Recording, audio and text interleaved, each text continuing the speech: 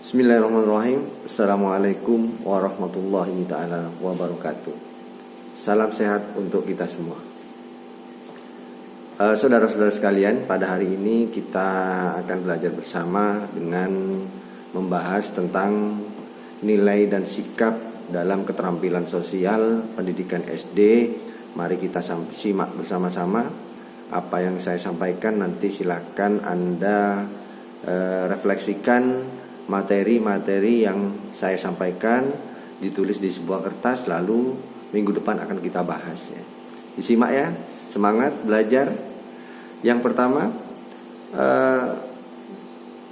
dalam pembelajaran nilai sikap ya, itu setiap orang, setiap manusia, individu tidak sama.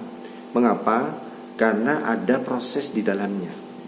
Karena terdapat proses yang ada di dalamnya. Terdapat proses di dalam diri kita sehingga membuat manusia itu berbeda-beda. Membuat manusia itu memiliki kemampuan, memiliki potensi, memiliki pengaruh yang berbeda-beda. Karena ada di dalam nilai dan sikap ya. Nilai itu tidak tampak atau kasat mata, namun bisa dirasakan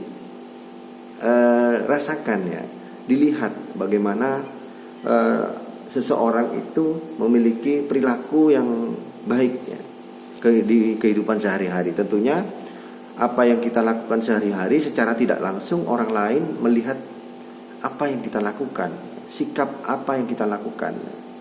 Nah, ini menjadi salah satu peran yang ada di dalam diri manusia sebagai makhluk sosial.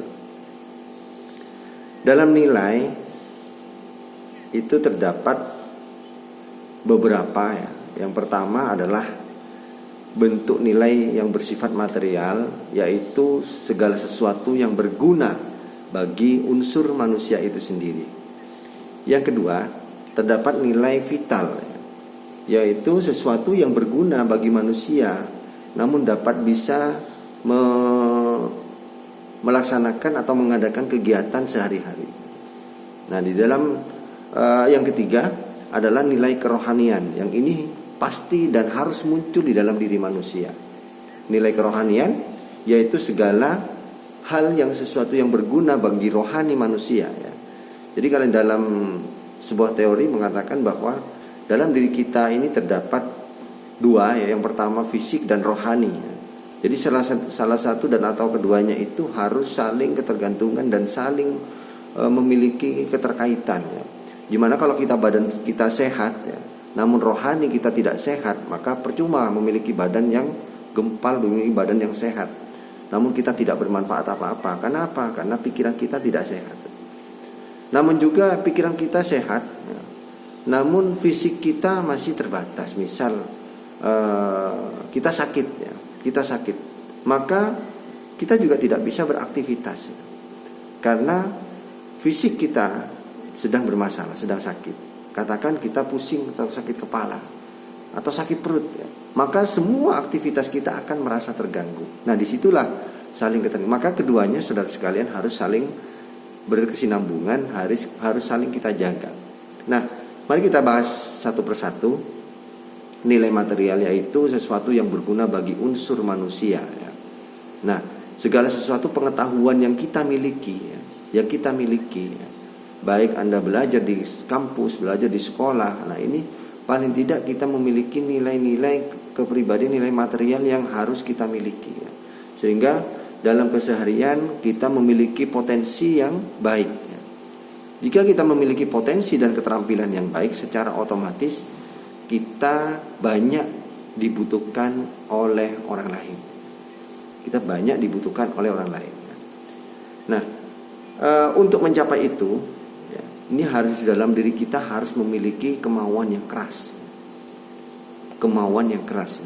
Jadi saudara sekalian, dengan proses yang sudah Anda lakukan, dengan menjalani perkuliahan, maka itu sudah merupakan salah satu bentuk kepedulian saudara untuk meningkatkan nilai-nilai material yang ada di dalam diri Anda. Yang kedua, nilai vital. Nilai vital ini sesuatu yang berguna bagi manusia untuk dapat mengadakan kegiatan. konsep yang ada di dalam diri kita, ya, pemikiran yang baik yang ada di dalam diri kita, itu merupakan salah satu nilai-nilai vital yang ada di dalam kita, pribadi kita. Jadi saudara sekalian, untuk memiliki konsep dan pemikiran yang positif tentunya ada kaitannya dengan potensi-potensi kita yang harus kita salurkan kepada masyarakat. Dari situlah kita menjadi pribadi yang bermanfaat bagi orang lain. Lalu yang ketiga, nilai kerohanian. Nah, ini sebagai salah satu pendukung kekuatan yang ada di dalam luar kita. Seperti yang saya sampaikan tadi, roh kita harus berkesinambungan dengan hati kita. Jadi roh kita kalau sehat, hati kita sudah bersih, hati bersih dah. Jadi kita akan merasa tenang dan nyaman bekerja atau melakukan hal-hal yang baik kepada orang lain. Misal contoh, ya, Anda sudah punya potensi yang bagus, ya. Anda punya konsep yang bagus, tetapi rohani kita masih kurang baik. Artinya kita tidak memiliki kejujuran yang sempurna. Kita suka berbohong, kita suka menipu orang lain. Seperti kejadian-kejadian yang sudah ada di masyarakat, ya. Masalah-masalah yang ada di masyarakat, ya, yang sudah viral beberapa waktu yang lalu, ya, dengan beberapa orang yang sudah terkena kasus, ya, pencucian uang atau menipu orang lain sebagai berkedok usaha bersama. Nah, ini merupakan rohani yang kurang sehat. Mengapa? Karena sudah jelas, ya, kita begitu tega memberikan informasi yang salah terhadap orang lain, atau memiliki niat yang salah, yang negatif terhadap orang lain. Nah, maka dari itu kepandaian, kecerdikan, konsep tidak ada gunanya, karena di sanalah kita akan terjerumus di dalam ranah hukum. Jadi saudara sekalian, ketiga konsep yang ada di dalam nilai ini sangat penting bagi kita yang untuk kita kuasai.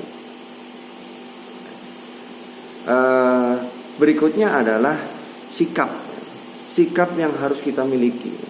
Jadi sikap bagaimana sih sebagai manusia individu kita memiliki sikap yang baik terhadap orang lain.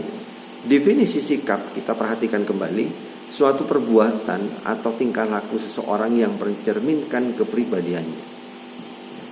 Kita ulang kembali, suatu perbuatan dan tingkah laku seseorang yang mencerminkan kepribadiannya.